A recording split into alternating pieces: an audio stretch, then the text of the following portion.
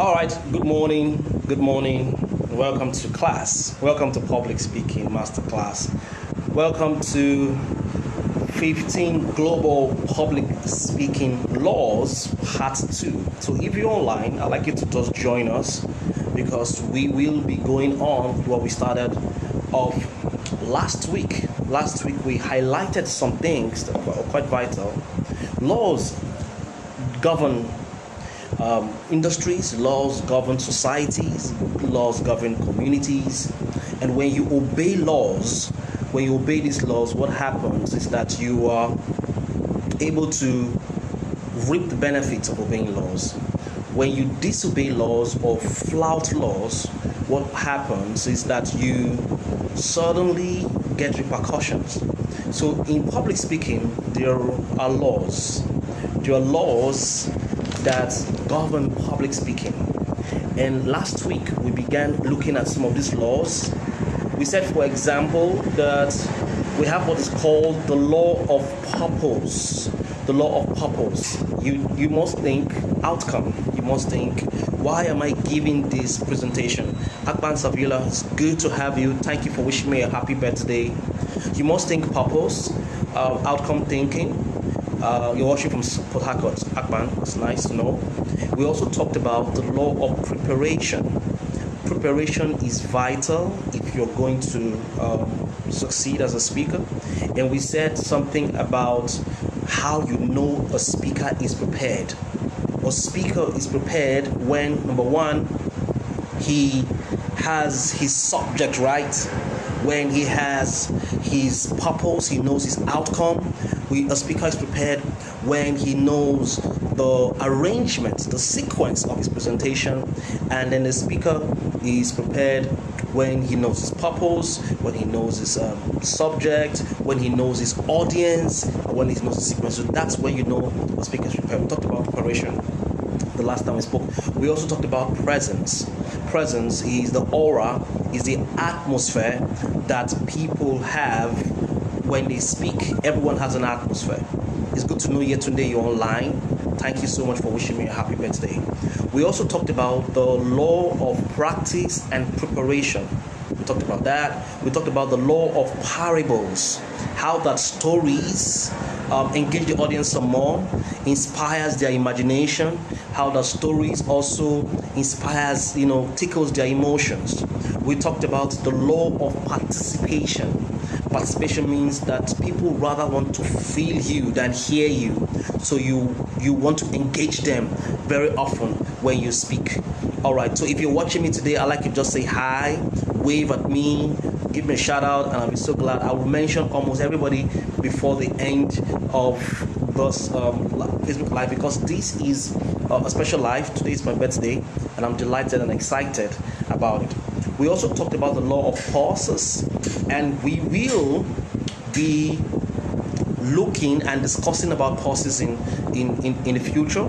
And then we talked about protocol. So let's go into the remaining laws that we have. Are you ready? When you want to learn, you get your notepad and you take down these notes. These notes will help you greatly. These notes will really, really help you. You can listen, you can watch, you can read them and pay attention to the ideas, and you'll be surprised at how far you make progress in life. I like quoting Warren Buffett. Warren Buffett once said that if you can improve your public speaking, you would increase your earning by 50%. If you can improve your public speaking, you would increase your earning by 50%. So let's get into the laws that I want us to pay attention to today. The next law of public speaking, that whether you're a preacher, you're a speaker, and you want to pay attention to, is the law of profoundness. Write that down. Profound is spelled Profoundness. To be profound. Profoundness.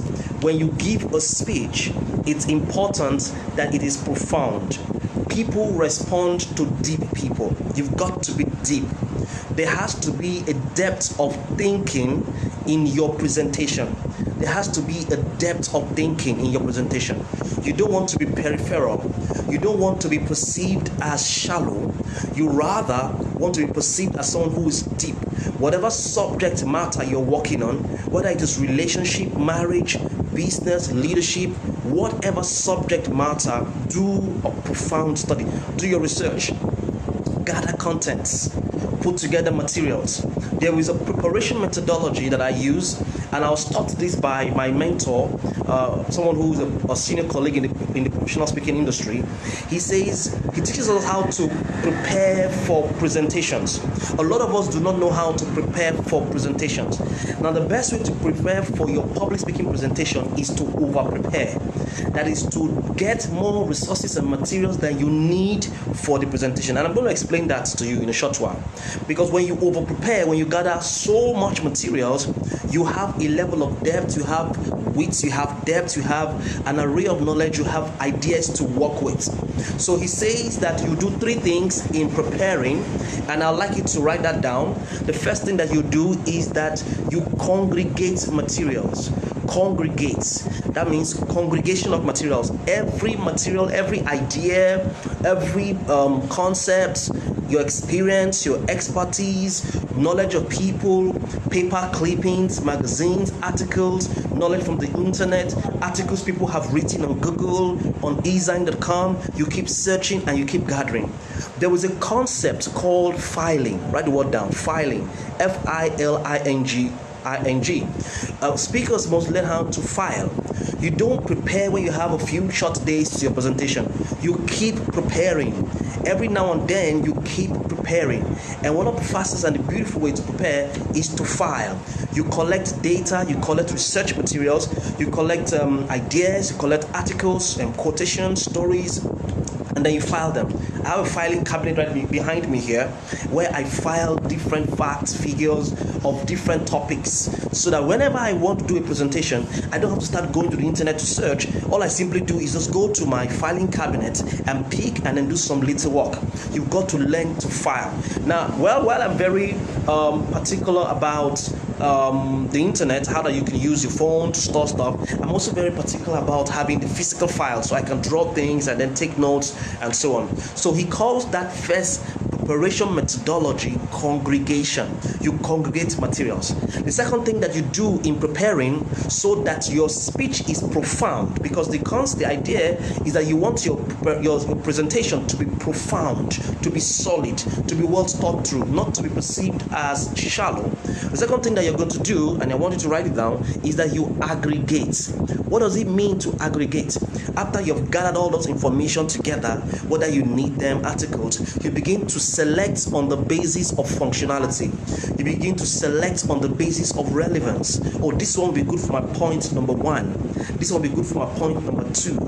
This story is good for my point number 1. Point number 1 is, so you begin to select on the basis of functionality and relevance. That is what you do. We call it the aggregation stage. So you have the congregation stage, then you have the aggregation stage, and the last part of your preparation methodology, your preparation, is what we call the fabrication stage. The fabrication stage. What you do here, after you've aggregated the materials, you begin to look for the best suited material for that particular presentation. So you sieve down to the last 5, the last 4. So you have complicated materials that contains all the materials you ever think about. You have aggregated. You're selecting based on functionality and relevance and the point that you have, and then you're doing the final stage, which is fabrication. I'll tell you why this is important. Now, that fabricated material is what you're going to use in your sermon, what you're going to use in your presentation, what you're going to give as your speech. Now, why is this important? Have you ever had this experience before? That happened to me. I went for an event, and as I was speaking, I'll share my thoughts. Then at the back end, the convener of the event told me, "Judge, continue." My time was up, and the convener of the event told me continue. I'd actually exhausted all my points, the one I came on stage with. But the convener said, look, we're waiting for the next speaker to come. Continue. This has happened to me severally. Now, if you did not follow this preparation methodology of congregation, aggregation, and fabrication, of having your materials together, what will happen is that you will suddenly become lost. You will now say, oh, what do I do? And you can actually mess up yourself on stage. So because I had congregated materials and aggregated materials, what I did in my mental file, I went back to some other points that I had left out and continued my message. Does it make sense to you? It happens. So you congregate your materials, you aggregate your materials, and then you fabricate your materials for your presentation. Now, this is also very important because when you do this, you have depth of thinking. When you hear speakers speak, their depth is so shallow. Nobody wants to listen to passion is good. There's a place for passion, there's a place for pathos, but there's a place for content, there's a place for logos. You must come to that point in your life, in your presentation life, where you have depth. So depth is important. And that's, you've done your research, you've put together materials, and then beyond just putting together your materials, pay attention now, you're giving yourself to thinking. What makes any presentation powerful is the amount of thinking given to it. Thinking is powerful. Thinking is living. The quality of your thinking determines the quality of your speaking. The reason why your spoken word is not strong and bites or points or pointed is because the quality of the depth of thinking is shallow. So in giving a presentation, to make it profound, give into thinking. Meditate on it. To think means to meditate, or what we call meditation. And what does meditation mean? I'll explain this to you. Meditation, what you meditate, you manifest through words and through. So what's meditation? Meditation, pay attention now, is consciously imposing conscious truths into your consciousness continuously. I repeat that. Meditation is consciously imposing conscious truths into your consciousness continuously. You take a truth, a revelation, a concept, then you impose it consciously, continuously. You mix it with your spirit, you think about it, you sit down and you reflect so that whatever comes out of your mouth becomes a profound statement, something that you're giving thoughts to. Now, there are different kinds of thinking, and in engaging your thoughts, you can explore these kinds of thinking. I'll give you the first one. The first kind of thinking is called stinking thinking. Stinking thinking. What's stinking thinking? Pessimistic thinking, negative thinking, and we're not really going to be highlighting that. But these are folks who see gloom instead of bloom, who see the mess instead of the message, who see and focus on the test instead of the testimony, who see the pain instead of the gain. They always who see the bitterness instead of the betterness of any situation. They are stinking thinkers, and they are very repulsive. Their thoughts create a magnetic flux around them. You see, those are the guys that have stage frights. They have stage fright. All right. So the second kind of thinking that we have,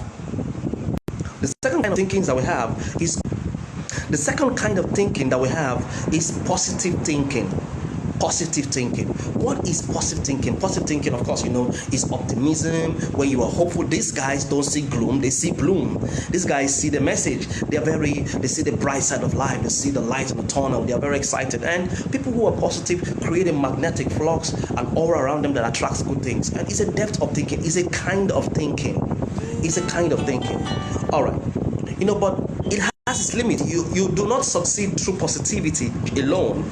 There is another kind of thinking, and that kind of thinking is called creative thinking. Creative thinking. There's another kind of thinking called creative thinking. What is creative thinking? Creative thinking is your ability to come up with ideas. Now, it's in the place of meditation that you have revelation. When you see a person speak well, make profound statements, he has given himself to continuous meditation. And creative thoughts Creative ideas spoken come from meditation. So creative thinking is when you come up with great ideas, when you take an idea that's already existing and then you improve on it. So creative thinkers are inventors, creative thinkers are innovators. So creative thinking is another kind of thinking. There are more. I'll give you two more. The fourth kind of thinking is called possibility thinking. Possibility thinking. What is possibility thinking? These are people who think everything is possible. Things are possible. They think about the possibility of things, the possibilities of things. They keep thinking possibilities, and that is so profound.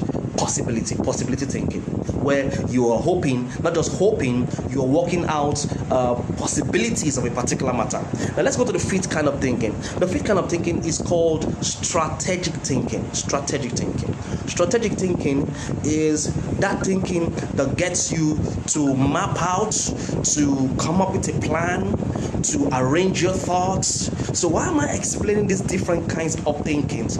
These different kinds of thinking enable your thoughts to be profound. Enables you to obey the law of profoundness in public speaking. Do you get that? That's why I'm going to all of this.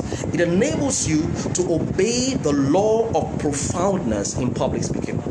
Your ability to think positive, to think creatively, to think in possibilities, to think strategically, enables you to make your presentation profound. Your ability to congregate your materials, aggregate your materials based on functionality, and then fabricate, enables you to have a depth of thinking that enables your speaking to come out. Does it make any sense at all to you? So the law of profundity is important, or the law of profoundness. Your speaking has to be profound. Let's look at the second law, or the next law that we've been looking at several laws. The next law I like to highlight is called the law of projection. And by that, I'm talking about your vocal projection. Now, your voice is a tool in public speaking. Your voice is your tool in public speaking. When you speak, that voice that you have is your tool. And you want to be very careful about how you use your voice. Now, let me just say something here. There are folks who want to speak like an American, or who want to speak like a British, or who want to speak like a German, or speak like a French person, or who want to speak with some kind of foreign accent. Now, let me tell you something about that. Public speaking is not diction class. Public speaking is not diction class. Public speaking is about connection. Public speaking is about casting, and public speaking is about convincing. You can speak in any dialect and do very well. So it's not about diction. So don't. When I talk about projection, I'm not just talking about your ability, your diction, and that is good. And we treat that diction and grammar. We're talking about how you project your voice, the quality of your voice, how your voice sounds to the ears. Now, there are 5 qualities of a good speaking voice. 5 qualities of a good speaking voice. Number 1, a good speaking voice is pleasant to the ears. When people hear you, they should hear you sound well. You can train your voice to sound pleasant to the ears, pleasing to the ears.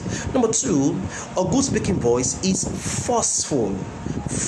By that I mean that it's not especially loud, but it's coming from the pit of your stomach. You do not speak from the throat, like some people do. You speak from the pit of your stomach.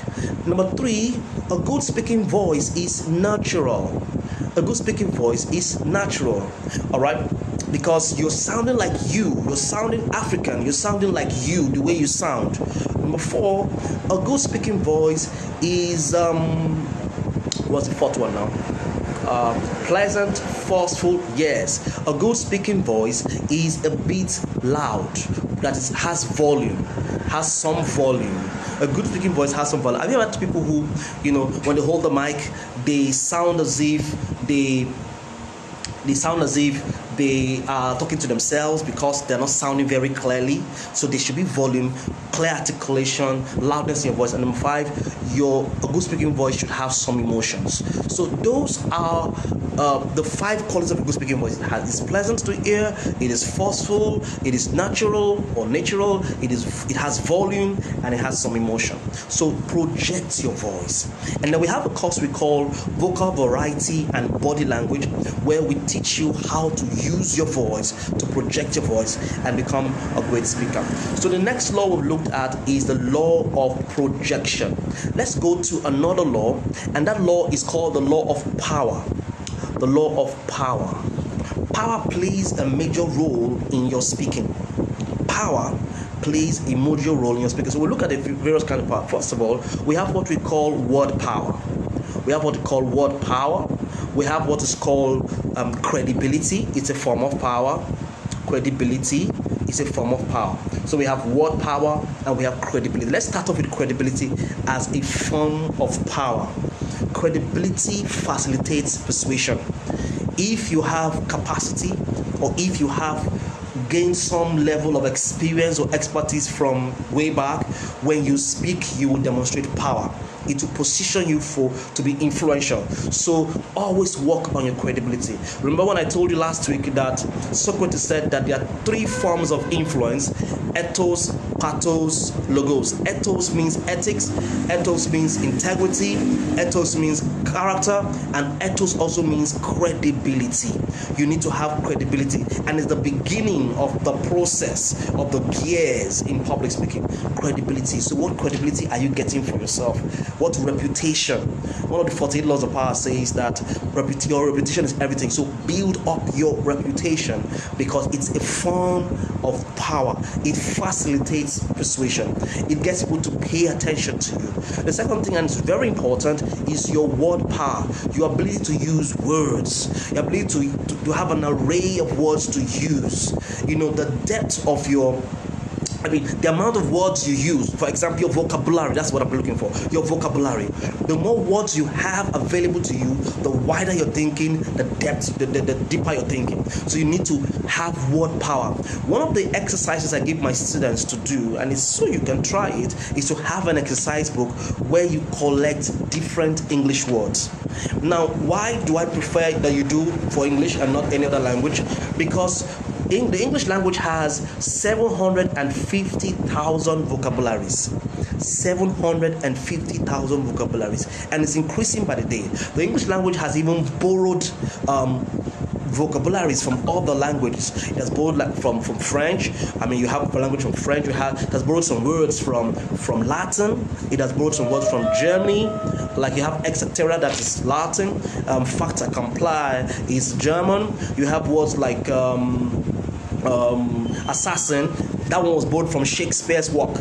That was created by Shakespeare. The word assassin was a word created by Shakespeare and was borrowed. The word entrepreneur was borrowed from French and brought into the English language. The word restaurant, and you pronounce it the way it's pronounced in the country it was borrowed from. That is so French. So the English word has swollen. The English language, the English vocabulary has swollen to over 750,000 words.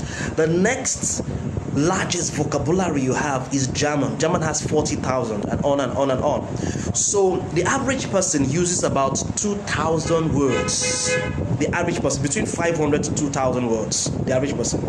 And that shows the master, the genius, uses close to 3,000 words per usage in all of his conversation. Uses 3,000 words. For you to have a rich expression, for you to become considered as a deep thinker, for you to project your voice some more and to demonstrate power, someone who is authority, you want to increase your vocabulary deliberately by adding more to it.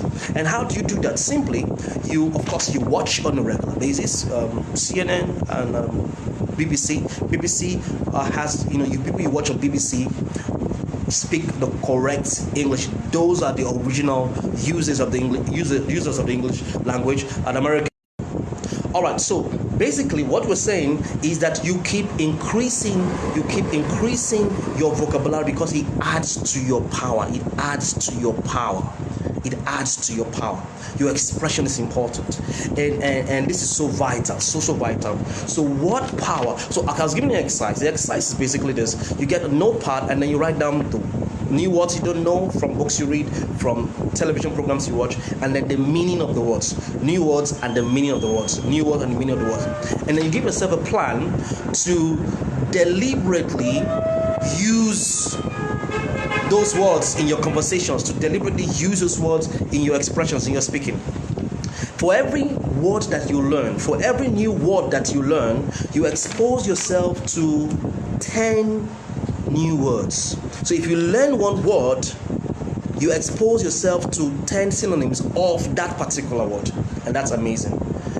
So your word power is important. Power is a law in public speaking. So let's move on to the last 3 for today, so we can move on to maybe in subsequent weeks we'll look at some other aspects of public speaking. We've talked about projection, we've talked about power. We've talked about profoundness. Okay, 3. Let's talk about basically about perspective. And what do I mean by perspective? One of the things that I often tell my students who are public speakers to do is, when you are speaking, quote people. Don't ever speak without quoting. Don't ever speak without quoting. Always quote people. All right, it's fantastic. It shows that you have done your work. It shows that you have done some research. It shows that you're not sounding too authoritative.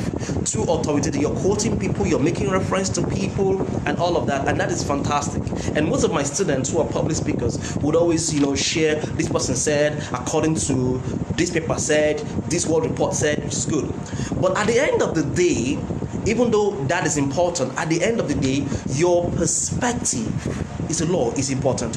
When people come to hear you speak, they don't just want to hear about what this person said and that person said, and they also want to hear your deductions, your postulations, your stipulations, your conclusions. Your perspective is important.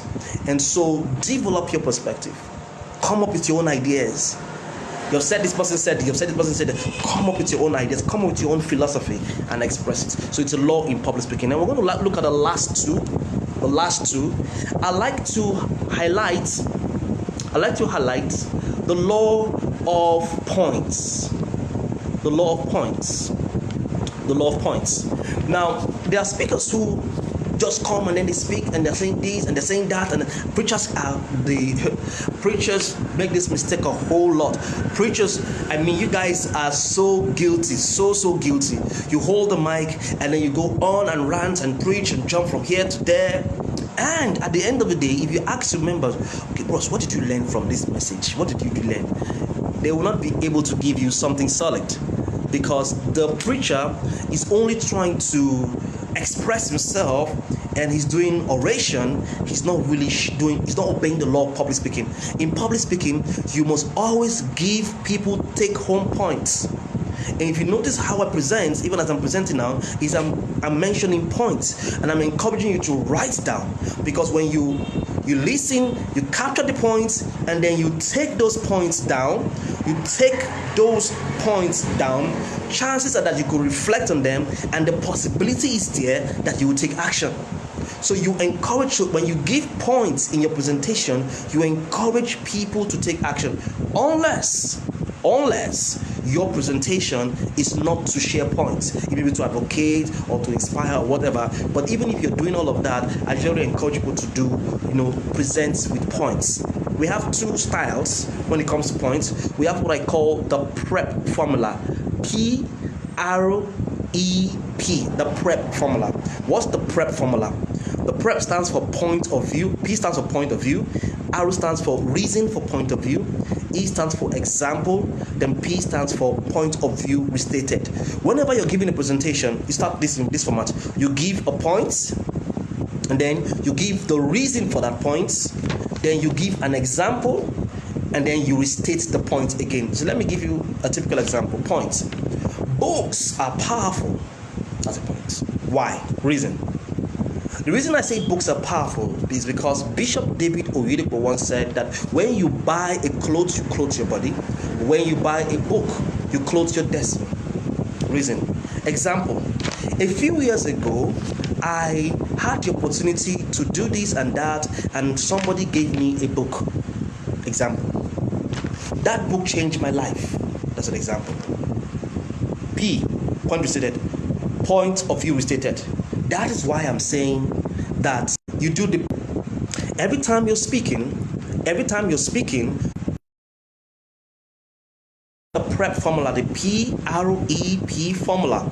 PREP formula, and point of view, reason for point of view, example, point of view restated. Use that to transition. You know what transition is? Okay, let me teach you what transition is. To transition is to move from one point in your presentation to another point, and it has to be seamless. The times when people speak, they don't transition properly.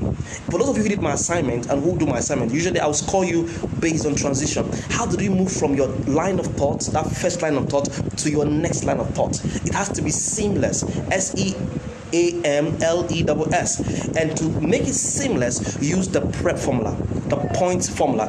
Point of view, reason for your point of view, example, then you restate your point, then move to the next point, the reason for the next point, example, next point, then restate the next point, move to the next point again, and on until you get to your close. So you use the prep formula.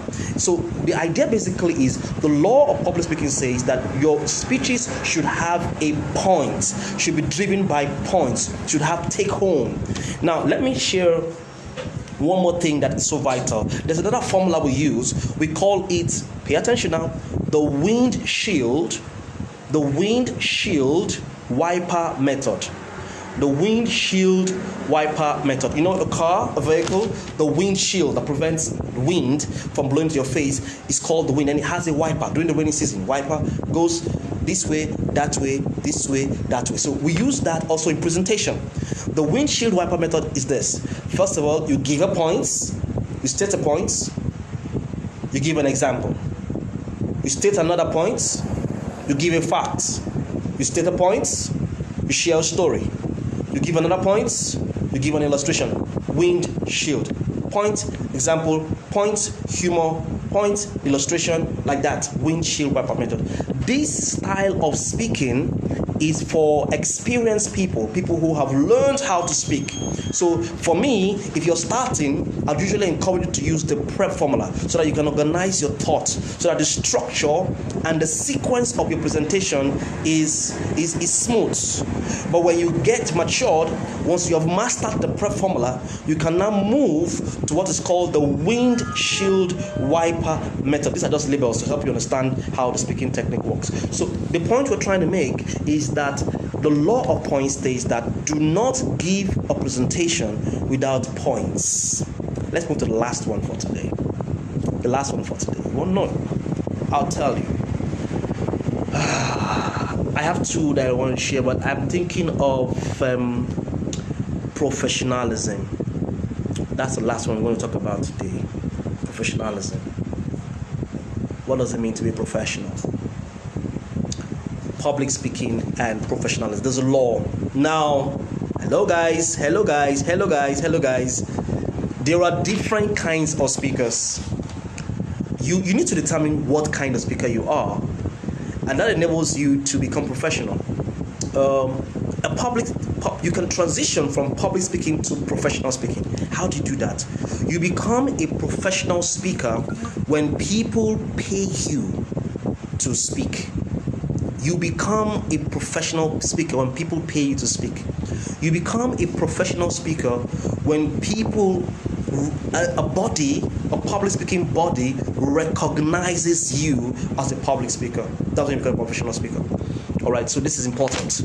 Most people are fantastic orators, but they are not professional speakers. They have not come to that point where they are paid to speak. I'm not talking about honorarium. Honorarium is a gift given by your host or the principal at his own discretion. He chooses what to give to you. A professional speaker does not receive honorarium. A professional speaker receives a professional speaking fee, a speaking engagement fee. And that fee is in his website, in his catalog, in his brochure, so you watch it, and then you pay him his speaking fee. So there is a professionalism to public speaking. There are different kinds of speakers. We have people we call facilitators. There's no time to explain who the facilitator is. I'll teach you that subsequently. But facilitators are speakers. We have lecturers. They are teachers. So they also speak.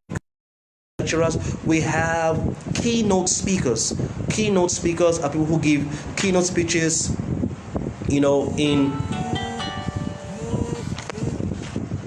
They give keynote speeches. They give keynote speeches in events. For example, so keynote speakers give speeches in events. The chairman of the occasion can be a keynote speaker. As a motivational speaker, there are times when we are invited to do keynote speeches. So keynote speeches, vital. There are kinds of speakers, there are professional speakers, and some of them are paid to give their keynotes. We have MCs. That's a kind of, there's a time when I started off in speaking. I had folks who told me, George, if you want to earn, you need to do a lot of MCing, weddings, and I did try to do some weddings, but I just realized that, look, that's not my thing. I'm a trainer. I'm a motivational speaking professional. That's who I am. I'm not an MC. And that's why when MC jobs, doesn't matter how expensive they are, come my way, even if they're corporate MC jobs, I don't take them because I'm a trainer. So you want to tell me what kind of speaker you are, and then you want to start putting together, there is a professional dimension to speaking, where if you package yourself properly, if you brand yourself, and professionalism has to do with branding yourself, packaging yourself, and promoting yourself. So you brand, you package, and then you promote. You brand yourself, you package yourself, and you promote yourself, and that way you'll be perceived as being professional. It's a law. That's how to go far in public speaking. So we have highlighted all of these things basically to inspire you and to help you obey these laws and to move your public speaking to the next level. So let's go over all that we've been sharing from last week into this week, and then we'll conclude our thoughts. Today's my birthday. I want to go celebrate. All right. So the first thing we talked about was purpose, the law of purpose. We talked about the law of preparation. We talked about the law of presence. We talked about the law of preparation and practice. We talked about the law of parables. We talked about the law of passion. We talked about the law of participation. We talked about the law of purpose. We talked about the law of protocol. Every public speaking has a setting. Every public setting has a protocol. We today talked about the law of power. We spent time to talk about profoundness, how that the depth of your thinking determines the quality of your speaking, and how different kinds of thinking, and how that you must meditate. And we talked about congregating, aggregating, and fabricating your materials so that you can come out, you can sound profound. We talked about the law of projection, the projecting your voice. That there are 5 qualities of a good voice. Pleasant, forceful, natural, must have volume and be emotional. And then we talked about perspective, having some kind of perspective. We talked about the law of points, using the prep formula, and then using the windshield wiper method. And finally, we talked about the law of professionalism. So did you learn something today? Did you take down some notes? It's important that you do. I'm so delighted that you joined us. Now I'm going to just begin to look at some questions and some birthday wishes. Akban Sevilo says, good morning, sir. Happy birthday. Thank you. You're watching from Port Harcourt. Yetunde, good morning, George. Happy birthday to you. So good to hear you again. Thank you. So good to see you. Ekemini is waving. I'm waving back at you. Kalista is watching. Amazing. I read your article on marriage and I was inspired. Well done. Keep up the great work. I waved back at you. Etienne Michael Dawson is watching. I'm watching too. She waved me and I'm going to wave back at her. Eddie Immortal says happy birthday. Thank you. Kalista Akani and Essien says good morning. Okay, I already mentioned Kalista. Thank you. Oh, you also set up a watch party.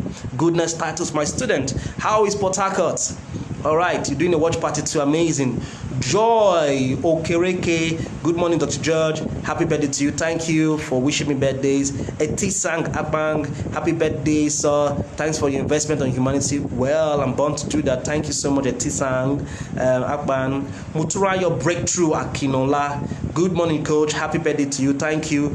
Bishop Prince Emmanuel Usubong, Pastor Dominion City, Abuja. Amazing. Good morning. I say hi back to you. OD Ekaso. Happy Dr. Essien. Happy birthday, Dr. Essien. Wishing you birthday.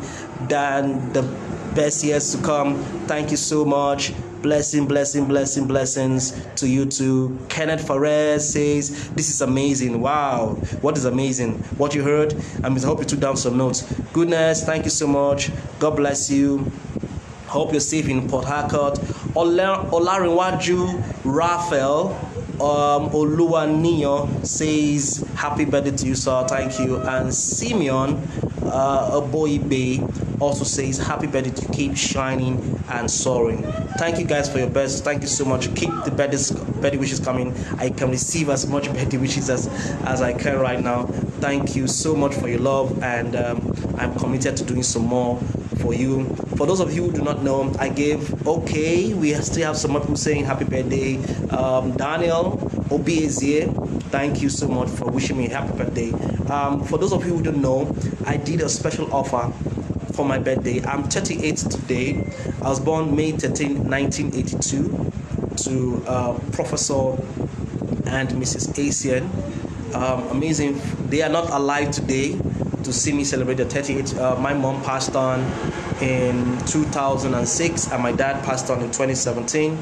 So I've been an orphan, but they invested quite a lot in me growing up. They exposed me to knowledge, and I'm delighted to be their son. And I know wherever they're watching, I'm making them proud.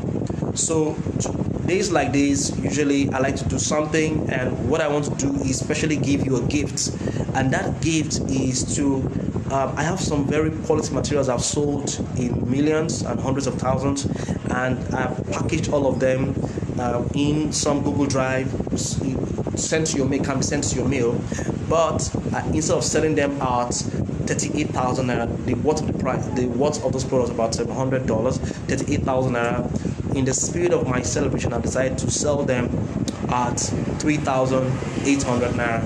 So all you simply have to do is reach out to me. I'm going to post the account details and the